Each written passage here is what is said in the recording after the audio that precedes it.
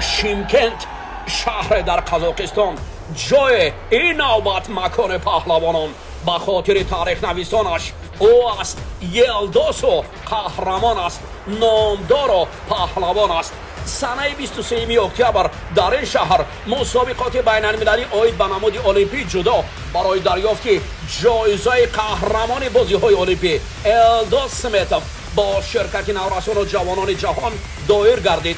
تیم تاجیکستان هم با راهبری مربی جوان جمشید خلیلوف در این چهاربینی ورزشی شرکت نموده.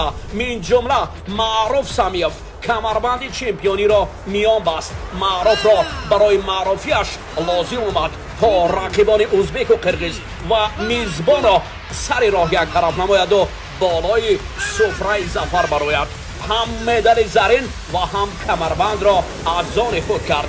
معروف در وزن تا 42 کیلو برآمد کرد. او از سلاله سمیوف ها بوده. بابایش هم معروف نام داشت و او را همچون پهلوان شعر بگیانی میان مردم میشناختند. مخلصان عزیز، بیایید معروف را با این مدال و کمربند قهرمانی تبریک بگیم. تاجیکستان با پیش، معروف با پیش.